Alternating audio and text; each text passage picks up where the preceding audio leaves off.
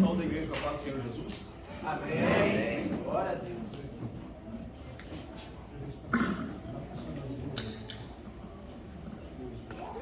Saúde a igreja com a paz do Senhor Jesus. Amém? Amém. Irmãos, vamos abrir as nossas Bíblias em Efésios 5. Por favor, vou aproveitar que estamos em pé. Depois os irmãos vão assentar. E eu e minha esposa estaremos de pé. Amém? Amém. Efésios 5. Efésios capítulo 5, versículo 31 e 32. Vamos ler até o 33. Diz assim a palavra do Senhor Jesus. Diz assim: por isso deixará o homem seu pai e sua mãe, e se unirá à sua mulher, e serão dois numa carne. Grande é esse mistério, digo, porém, a respeito de Cristo e da igreja. Assim também vós, cada um em particular, ame a sua própria mulher como a si mesmo, e a mulher reverencie o marido. Amém? Os irmãos podem se sentar? Saúde, amada igreja, com a paz do Senhor. É uma alegria muito grande estar aqui. Eu agradeço a Deus por essa oportunidade, em primeiro lugar. Agradecemos a Deus também pela vida do irmão Eudes, da irmã Deise e do pastor Carlos Farias, sua esposa, e essa igreja aqui que para nós tem sido uma extensão da nossa família. Hoje eu já me senti em casa, né? Primeiro dia eu já estava meio tímida, fui me sentindo à vontade, mas hoje eu já me sinto em casa. Então nós queremos agradecer essa oportunidade de estar aqui com os irmãos. Irmãos, essa noite, Deus deu esse ministério para mim e para minha esposa, acho que mais de uns 6 anos atrás, de ministrarmos juntos. Então nós temos ministrado para casais, ministrado e pregado junto. É uma coisa diferente, mas é bom. Hoje também nós nos vemos felizes por estar aqui. E está todo mundo sem máscara, coisa boa. A última vez estávamos todos nós com máscara, ninguém conhecia ninguém. E hoje eu já vi o eu desapanhando do brinquedinho dele, já dei muita risada sozinho ali, irmãos. Queridos, eu gosto sempre de lembrar na presença de quem nós estamos.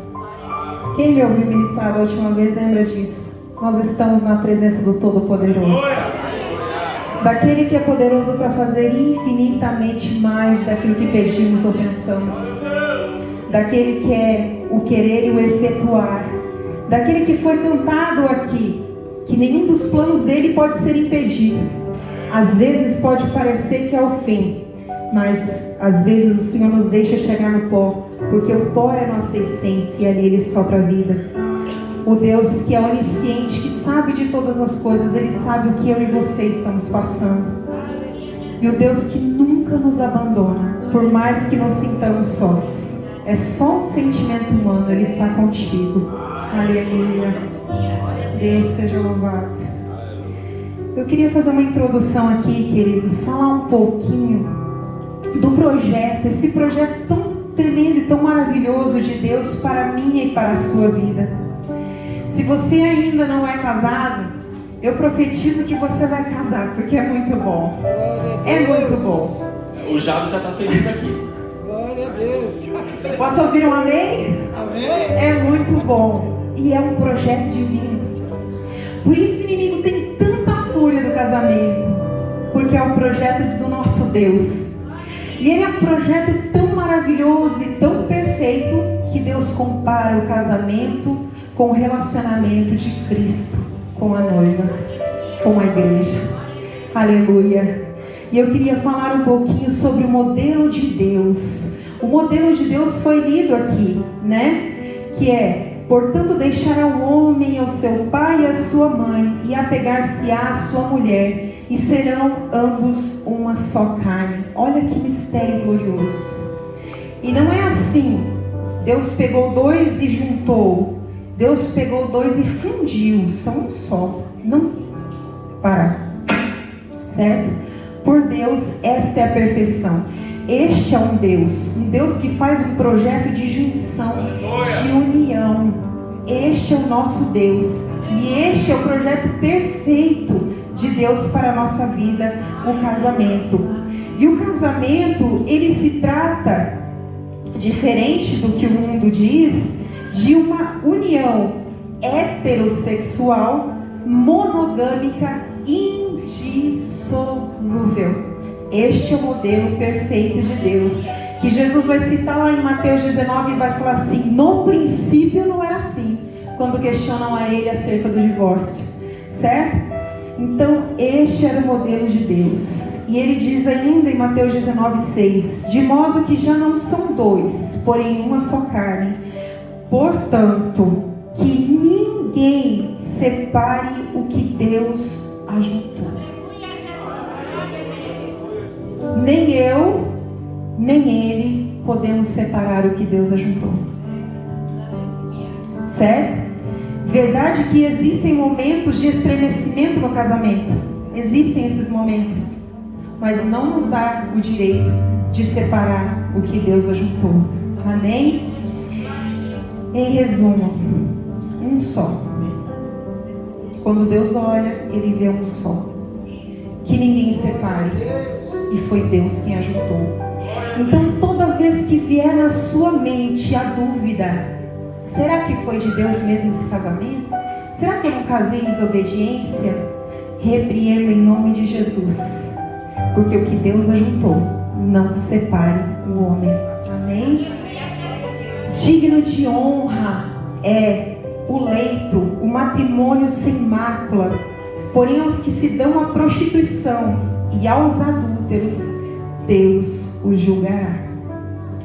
Então Deus não somente vai regularizar essa união, vai dizer como que tem que ser e vai dizer que está proibido separar, certo? Este é o plano do princípio lá no início. Em Hebreus 13 está essa palavra que eu falei do leito sem mácula e sem ruga. Mas ele vai falar também que aqueles que se dão à prostituição e aos adúlteros ele julgará. Porque só Deus sabe a motivação do coração de cada um, né? E muitas vezes nós julgamos algum caso ou outro que ouvimos falar e esta não é a nossa alçada. O Senhor não nos colocou por medida para ninguém.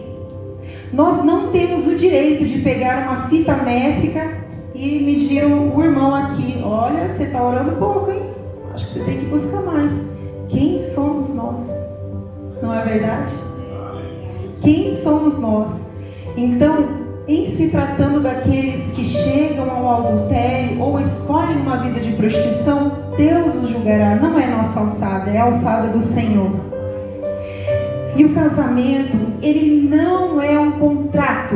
Repitam comigo: casamento não é um contrato, é uma aliança. Você já viu Deus quebrar a aliança? Israel foi fiel a Deus? Não. Por muitas vezes Israel foi infiel a Deus, mas Deus nunca quebrou a aliança que ele fez com Israel. Porque é isso que o Senhor estava transmitindo para nós. E é o que Ele nos diz: ainda que nós sejamos infiéis, Ele permanece fiel. Porque Ele não pode negar a essência dEle, Ele é fiel. E como nós temos que seguir o modelo do nosso Deus, esse é o caminho que devemos seguir. Então, em Deuteronômio 7:9, Ele vai dizer assim: saberás, pois, que o Senhor, o teu Deus, Ele é Deus, o Deus fiel, que guarda a aliança e a misericórdia até 1000 gerações, aos que o amam e guardam os seus mandamentos. Deuteronômio 7:3. Aleluia. Nós falamos agora como era no princípio. Você quer falar um pouquinho sobre a lei? Interessante que na lei, como funcionava? No casamento, antigamente, funcionava dessa forma. O pai do noivo conversava com os pais da noiva e escolhiam quem ia casar. Jabes, você pode escolher, não pode? Você pode, né? Graças a Deus você pode escolher. Ela, coitada, ela orou pouco. Mas tá bom, Jabes, agora é aliança. Agora já foi, Jabes. Mas é assim, irmãos, como era? O pai do noivo fazia um contrato com os pais da noiva. O noivo, ele não era casado, mas aquele contrato que eles faziam era muito mais sério muitas vezes que o casamento, porque ali eles não consumavam o casamento, mas ali já saíram do casamento, já estava certo. O que acontecia? O noivo voltava para casa e preparava o casamento. Interessante que da mesma forma que era, assim aconteceu com Cristo. Deus, pela sua onisciência, Ele nos viu, nos chamando de noiva, mandou o seu filho, e hoje o filho voltou para o pai, para esperar a noiva.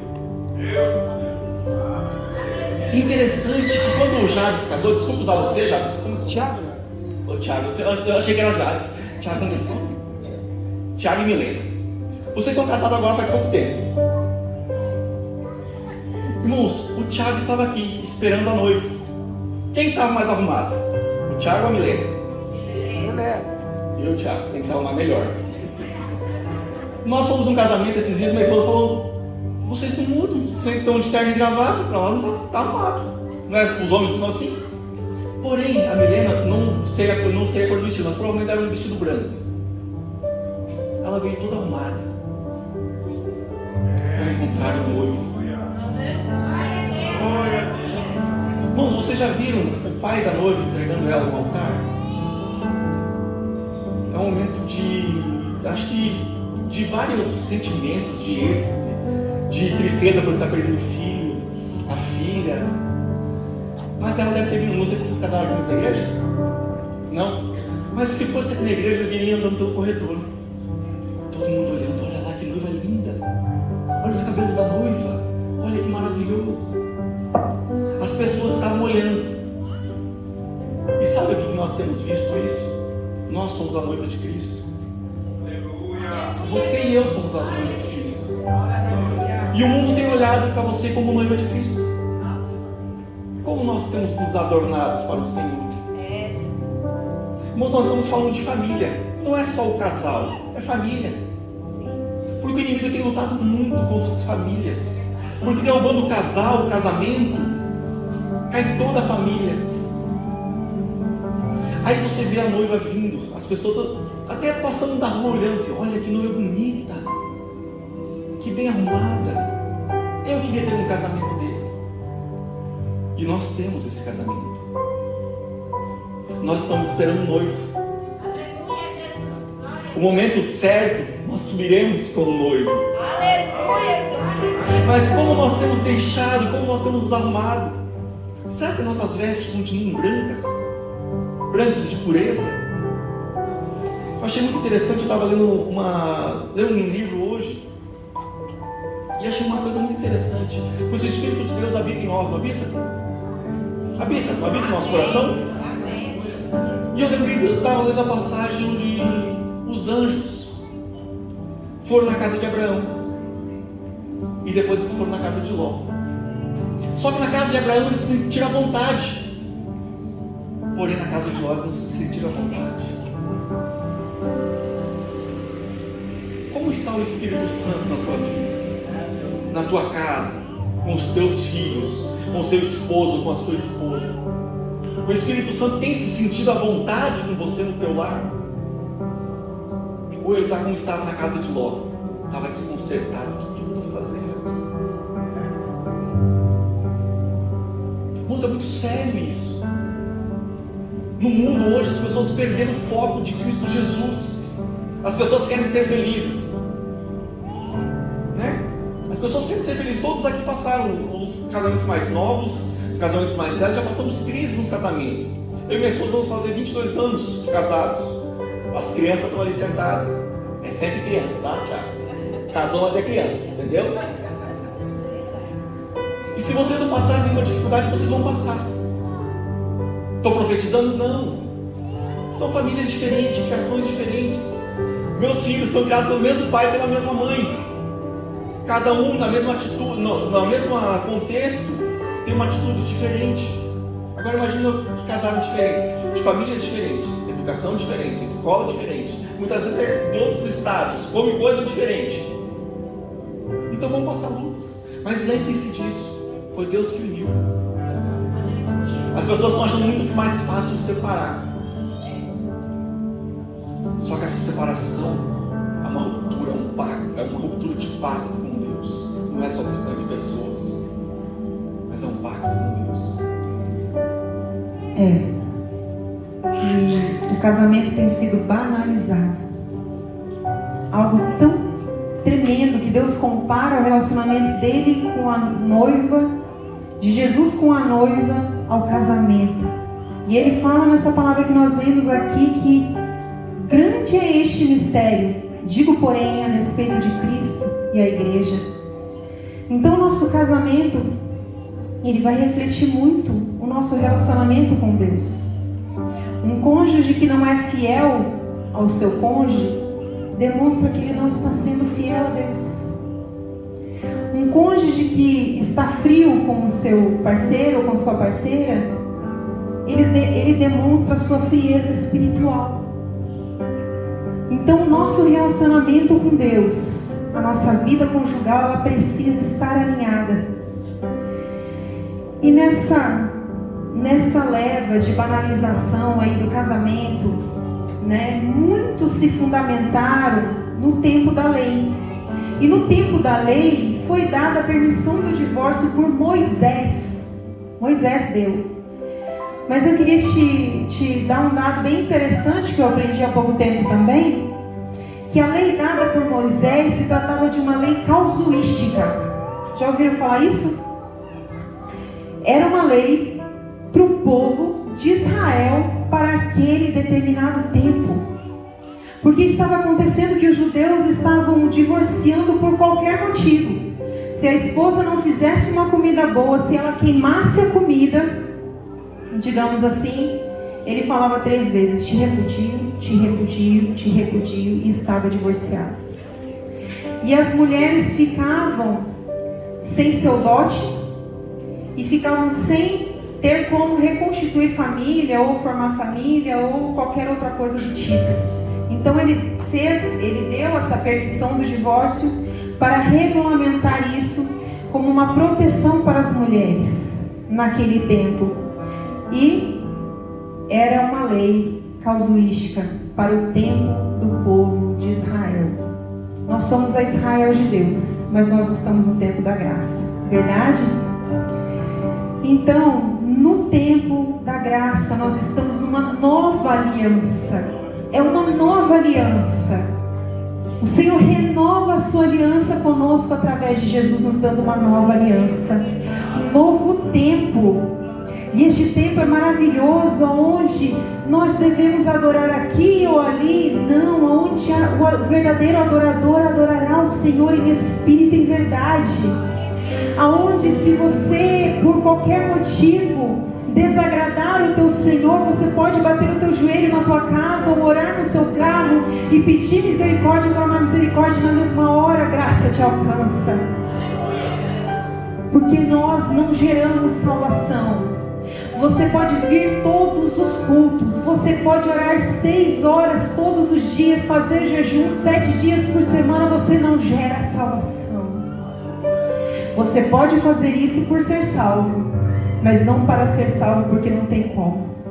Nós fazemos tudo isso porque somos salvos, mas não podemos esquecer que Deus nos deu um ministério chamado família. Muitos se perderam nessa caminhada de ministério. Nós tivemos um tempo em que tanto o marido quanto a mulher passavam muito tempo dentro da igreja. Hoje nós já não vivemos tanto isso, mas ainda tem um pouco disso. E muitas vezes se escondiam para não lidar com os problemas de casa. Era uma fuga. Não estou dizendo que não deve fazer a obra, não é isso que eu estou falando. O excesso e o descaso com a família, é isso que eu estou falando, certo? Porque não é do tanto fazer que nós seremos salvos. O irmão aqui citou que aquele que não cuida bem da sua família, né, não tem condições de cuidar da igreja. Isso, cuidar bem da nossa família, nos habilita a pregar a palavra do Senhor, a falar do nosso Deus. E isso é maravilhoso, porque nós precisamos, neste último tempo da igreja na terra, de referenciais. Os jovens e adolescentes que estão sentados aí precisam olhar para cá, precisam olhar para o lado, olhar para trás e ver referenciais dentro da igreja. E essa responsabilidade é minha e tua. Aleluia. Glória a Deus, aleluia. Irmãos, quem que nunca teve vontade de separar da esposa? Em alguns momentos da vida. Ou do esposo. Vocês conhecem Billy Graham? Já ouviram falar do Billy Graham? Foi um homem que pregou em mais de 185 países. Ele pregou para 210 milhões de pessoas. Na Coreia, acho que na Coreia do Sul, no estádio, foi para 1.100.000 pessoas. E uma vez, a esposa dele na CNN, perguntaram para ela: você já teve vontade de separar do seu esposo? Falou: não, mas de matar ele algumas vezes. Irmãos, nós não somos diferentes. Imagina um homem que pregou para 210 milhões de pessoas. Para quantas pessoas você já pregou aqui? Para 1.000, para 100? Tem alguns cálculos que falam que ele ganhou mais de 30 milhões de almas para Cristo. E mesmo assim a esposa dele falou: não, mas de vez em quando tem vontade de matar ele. Fraqueza humana. Nós falhamos muitas vezes como casal, como família. Nós falhamos como pais, falhamos com os nossos filhos como pais. Eu falho muitas vezes com a minha esposa como cônjuge, assim ela comigo também. Só que muitas vezes, como ela disse, a gente se esconde. Ou se esconde na igreja: não tem que fazer a obra, tem que fazer a obra, tem que fazer a obra. Ou se esconde no trabalho: não, eu tenho que trabalhar, eu tenho que trabalhar, eu tenho que trabalhar. E como está o teu relacionamento? Irmãos, a palavra de Deus nos diz que o homem que quer se casar, que ele cuida das coisas terrenas para agradar a sua esposa. E a mulher que quer se casar, cuida das coisas terrenas para agradar o seu esposo.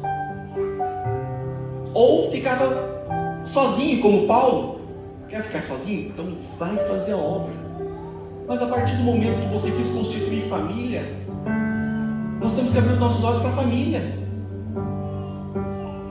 Vamos colocar a nossa família dentro da arca. Isso é o mais difícil. Por que é o mais difícil? Porque na nossa casa, não adianta eu vir aqui pregar bonito e minha esposa sentar no banco: eu te conheço lá em casa não é assim não. O terno não engana? A saia comprida não engana? Engana, irmãos. Mas o coração não tem como enganar, meu Deus. E você também não. Em casa, meus filhos veem se eu sou crente ou não. Veem se minha esposa é crente. Só que a gente também sabe se eles são crentes ou não. Mas não é uma acusação, porque nós estamos tentando melhorar. Nós já falamos muito. Teve momentos em nossas vidas que a gente fala: meu Deus, não dá mais. Tanto minha esposa quanto eu, não dá mais. Mas daí vem o Senhor e fala assim: dá sim. Sou eu que fiz, sou eu que faço, sou eu que sustento, sou eu que abençoo. Irmãos, o projeto mais difícil que nós temos é cuidar de uma família. Você vai ver grandes homens com grandes fortunas. O último acho que foi o Bill Gates, que se separou da esposa. O que adianta ter aquele dinheiro todo? Alguns brasileiros também, que já estão no 5º, 6º casamento, com grandes fortunas. Pode viajar, legal, jatinho particular. Todo mundo aqui tem vontade de viajar no jatinho particular? Eu tenho, irmãos. Eu também. Eu tenho. Não sei vocês, mas eu tenho. Mas o que adianta se você não tiver a tua família? Sabe o que adianta morrer só? Porque muitas vezes acontece isso. Num casamento rompido, os filhos vão criar as suas vidas, magoados com seus pais, e muitas vezes os pais morrem sós. Então nós temos que pensar nisso. Não é só para não morrer sozinho, é para nós buscarmos a presença de Deus. Irmãos, se conseguirmos chegar no céu, Sabe como minha esposa disse, antigamente as pessoas se enfurnavam dentro da igreja para se esconder. Não queriam falar a realidade, não queriam sentar com o esposo e conversar. Tanto o esposo quanto a esposa. Ou a esposa queria conversar, o marido não quer conversar. Sai daqui, vou para a igreja, o pastor me ligou. Não, nós precisamos ter diálogo. Porque se eu não tiver diálogo com a minha esposa que está aqui, como que eu vou ter diálogo com Deus? Como que eu vou conversar com Deus? Não, Deus, o Senhor é soberano. É uma hipocrisia nossa. Porque a palavra de Deus nos diz assim, quando nós vamos tomar a ceia, diz assim, se você tem algo contra o irmão, vai lá, pede perdão, e depois você come para tomar a ceia. Aí a gente quer entrar na presença de Deus, só, Senhor, me perdoa que eu pequei contra ti. Não, eu pequei contra ti, Senhor Deus, e contra o meu cônjuge. Eu pequei contra ti, Senhor, peguei contra os meus filhos. Nós temos que resgatar a presença de Deus no nosso lar, resgatar a alegria de viver em família. Agora o pastor Wallace está mais tranquilo que o Thiago foi embora, mas daqui a pouco começa a bater saudade. A mãe do Wallace não está muito feliz, irmãos. A mãe do Thiago não está muito feliz, né? Porque mãe é mãe, né? Deve ligar chorando de vez em quando, liga, né? Ai, que saudade, meu filho. Bom, mas ele constituiu outra família, reflexo das bênçãos de Deus. Deixou o pai e mãe, né? E se uniu à sua esposa. Queridos, eu queria falar um pouquinho também sobre a nossa responsabilidade como pai e mãe, não só como pai e mãe, mas aqueles que não têm filhos também com esta geração. Existe uma responsabilidade. Como eu já disse, eles estão olhando para nós. O que nós estamos comunicando para esta geração? Nós estamos comunicando fé para eles? Estamos comunicando comunhão com Deus? Fervor? Nós temos que nos encher do Espírito Santo. A nossa vida tem que ser cheia do Espírito Santo. Nós temos que ter fé, esperança e amor. Nós temos que comunicar isso para a próxima geração. E temos que falar através das nossas atitudes e também comentar aquilo que Deus fez na nossa vida para os nossos filhos.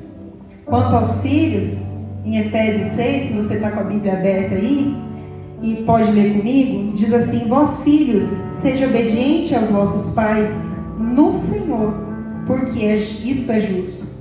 Honra teu pai e a tua mãe, que é o primeiro mandamento com promessa, para que te vá bem e vivas muito sobre a terra. E vós pais, não provoqueis a ira dos vossos filhos, mas criai-os na doutrina e admoestação do Senhor. Aí ele vai falando, dando mais recomendações para os senhores, para os servos. E daí é aquela palavra que nós conhecemos. Leiam comigo lá, quem está com a Bíblia aberta, 6:10. No demais, irmãos meus, fortalecei-vos no Senhor e na força do seu poder. Revestidos de toda a armadura, né? A nossa luta não é contra a carne nem contra a sangue. Mas depois de ter feito tudo isso, depois de obedecer pai e mãe, que nós já passamos essa fase, quem está casado, depois de nós cumprirmos com os nossos deveres, e Efésios vai falar sobre isso, os deveres da esposa, os deveres do marido, os deveres dos filhos, os deveres dos servos, dos patrões, ele vai regularizar tudo isso. E ele vai dizer em Efésios 6:10, no demais, depois de vocês terem feito tudo isso, fortalecei-vos no Senhor e na força do seu poder. Porque quando estamos em comunhão, quando temos união no nosso lar, isso nos fortalece. Isso é obra. Na palavra do Senhor diz, eu acredito que até comentei aqui da outra vez que eu tive, que nos últimos tempos estaríamos como nos tempos de Noé. A banalização do casamento, a banalização da proclamação da volta de Cristo. Se estaria como nos tempos de Noé, qual que seria a nossa missão grande agora? Construir a arca e colocar a nossa família dentro. Esse é o meu e o teu desafio para aqueles que são pais, para aqueles que têm uma família. A partir do momento que nós deixamos pai e mãe, nós já temos uma família.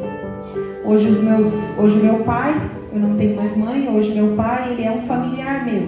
É meu pai, eu vou honrá-lo, né?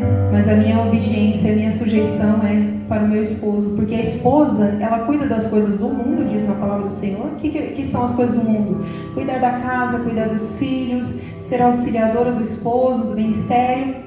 E o esposo também cuida das coisas do mundo, trabalhar, sustentar a casa, fazer a obra também e de agradar a sua esposa. Os solteiros, hein? Os solteiros cuidem de agradar o Senhor.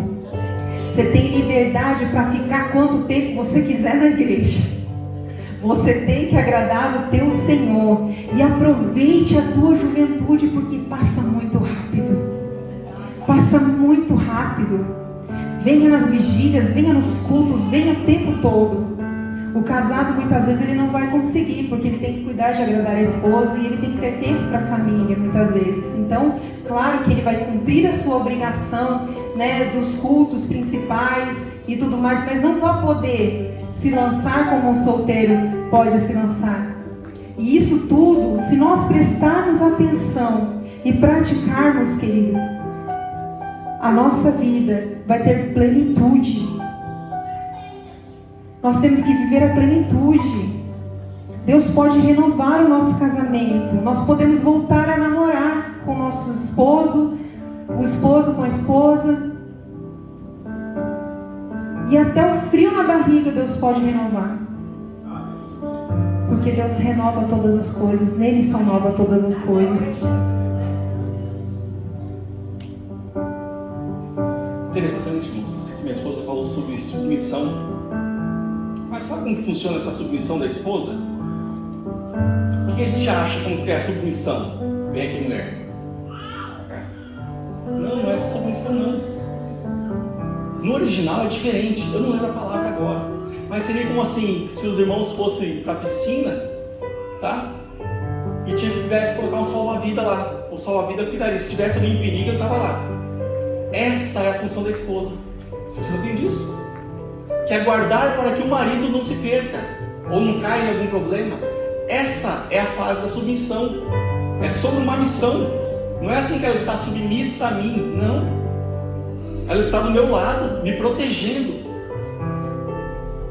Só que nós assim também como um casal, eu tenho que proteger ela. Não temos, nesse mundo, não temos que proteger a nossa esposa e a esposa, cuidado com fulano, cuidado com fulana.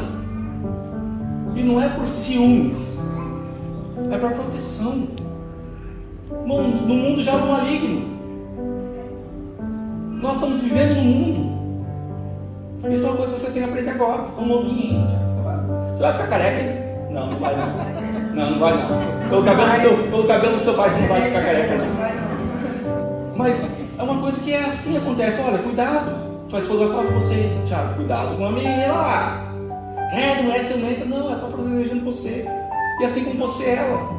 Que muitas vezes falharam, as pessoas falharam no ministério, porque os pastores ficam sós. Não tem alguém, amigos para conversar. Falar, pastor, cuidado com isso aí, pastor, isso aí não está ficando legal. Não vai ser legal para o Senhor. É por isso que muitos homens de Deus caíram. Porque se deixaram só. Irmãos, a palavra de Deus nos diz que nós não devemos andar só. Devemos andar em dois. E que coisa melhor andar com quem divide você as alegrias, as tristezas, a conta bancária também, o cartão de crédito, os boletos também. Irmãos, não é verdade? É verdade. O marido trabalha fora, a esposa não trabalha. Rapaz, minha esposa ficou doente ano passado. Ela fez cirurgia, irmãos. Covid e depois cirurgia. Acho que não foi o contrário? Foi alguma coisa assim. Só que quando ela pegou Covid, pegou os dois lá em casa também. Pensa no trabalho que deu a casa. Eu não aguentava mais lavar roupa, lavar louça, fazer almoço, fazer janta. A minha filha dormia no quarto dela, o que ela fazia? Ela mandava mensagem, pai, traz comida pra mim, abria a porta e colocava o prato pra fora. Que só ele não pegou Covid. Só eu não peguei Covid. Ele tinha pegado uns meses antes. Irmãos, então foi quase uns 2 meses assim. Deus trabalhando no vaso, olha que coisa linda. Irmãos, ninguém me elogiava naquela casa. Eu me senti inútil. Não dá pra vocês falar que a comida tá boa, pelo menos, que a roupa tá limpa, tá dobrada? Teve um dia que ele estava estressado. O que eu falei com você? Tá, a gente entende. A gente entende, né? Ninguém te A gente valoriza nessa Tem casa. valor. Irmãos, fiquem em casa, o homem cuidando da casa. Ninguém valoriza. Às vezes só coloca a roupa bonita, né? Tá passadinho, tudo vai embora. Eu descobri uma coisa. A camisa ela não se pendura sozinha.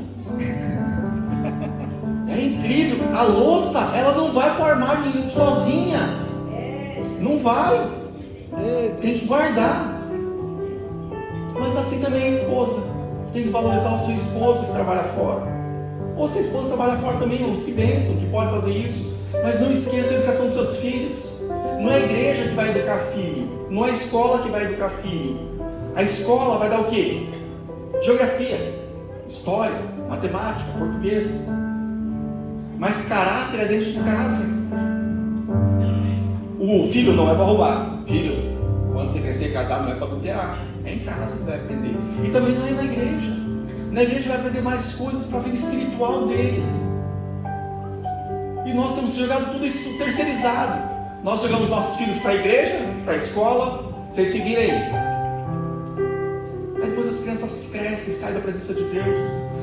E os pais vão desesperados orar: Senhor, o que eu fiz de errado? Fizemos muitas coisas de errado. Mas tem tempo. Jesus não voltou ainda. Então tem tempo ainda para nós trazermos a nossa família à presença de Deus. O esposo, a esposa, os filhos. O filho está preso, não importa. Muitas vezes Deus permitiu ele estar preso para não estar morto. E lá no cárcere, Deus vai fazer a obra. Porque, irmãos, eu já vi muitos filhos de crente, filha do irmã de ciclo de oração, filho de pastor, estarem presos. Presos verdadeiramente no cárcere. Porque estavam na igreja há 20, 30 anos e não tinham se convertido ainda. Irmãos, nós temos que buscar a Cristo.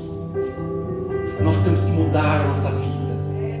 As pessoas têm que olhar para você e ver Jesus. As pessoas têm que olhar para o teu casamento e ver Jesus.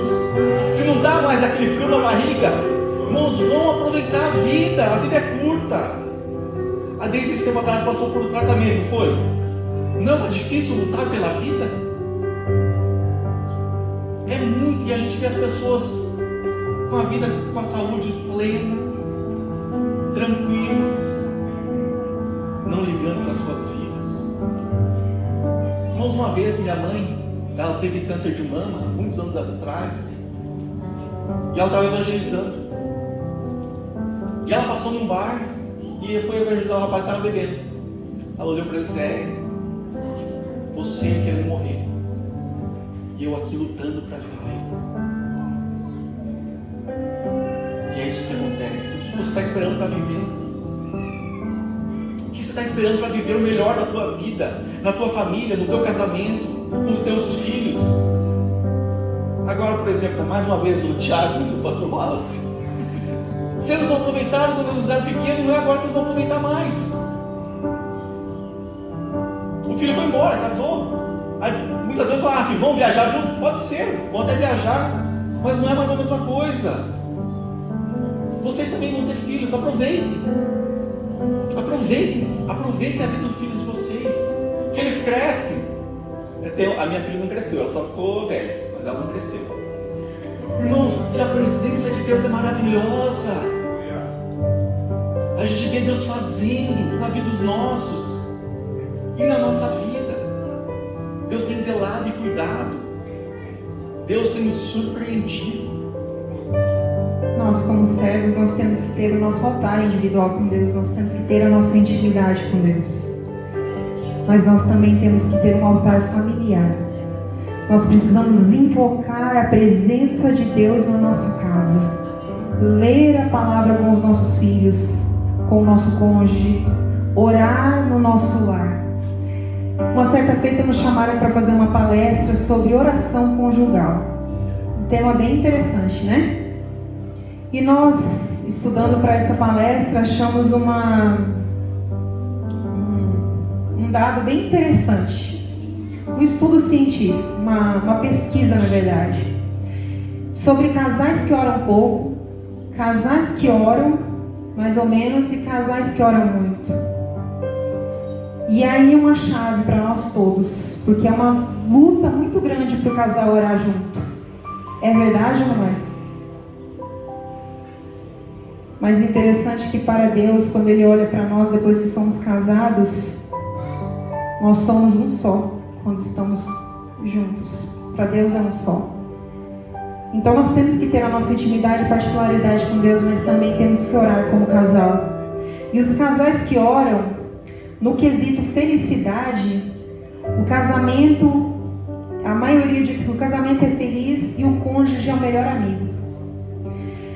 Na vida dos casais que oram muito juntos, que têm uma vida de oração juntos, a felicidade, acerca da felicidade, eles falaram que tem muita satisfação em todos os aspectos da vida, inclusive na intimidade, e são muito felizes no casamento. Na comunicação, tentam conversar juntos sem interrupção. A conversa é uma conversa fluida. Na família e nos filhos, concordam com a forma de criar os filhos e são muito satisfeitos com a vida familiar. Financeiramente, concordam bem no que diz respeito à questão financeira. Nas divergências que eles têm, porque todos têm, isso é comum, concordam muito bem no que diz respeito aos valores básicos. Têm a habilidade muito boa de discordar do seu cônjuge sem ameaçar o relacionamento conjugal.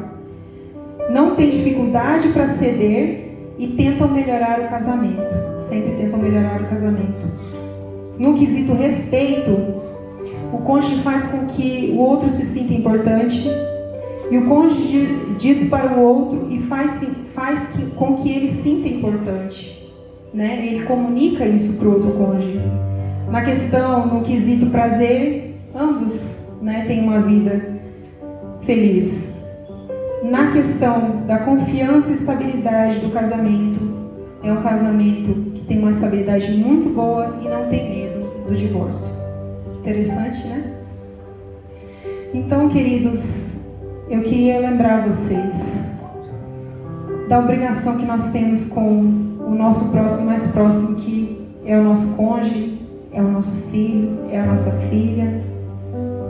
A obrigação que nós temos de amar sem reservas, de nos dedicarmos. Aquilo que nós investimos prospera, o que nós não investimos não prospera. Como é que nós queremos que os nossos filhos sejam nossos amigos se nós não despendemos tempo para ficar com eles, se nós não doamos parte da nossa vida para falar com eles? Como que nós vamos saber o que está acontecendo com eles? Como nós vamos poder aconselhar se nós não damos abertura para eles falarem conosco? Então, essa é uma responsabilidade nossa. Quanto ao compromisso da esposa, como Cristo amou a igreja e a si mesmo se entregou por ela, assim é o amor que deve ser do marido para com a esposa. O homem tem mais dificuldade de amar? O homem tem mais dificuldade de demonstrar o seu amor. Não é verdade? Então Deus fala: maridos, amai as vossas esposas. A mesma função que Cristo teve em relação à noiva, à igreja, o marido tem em relação à esposa, que é de promover santificação, de promover proteção, de promover salvação, no sentido de lavar com a palavra, como está escrito na própria palavra. E as mulheres se sujeitando com uma missão de estarem sempre alertas, sempre orando. E ambos são um para o outro um fator protetivo.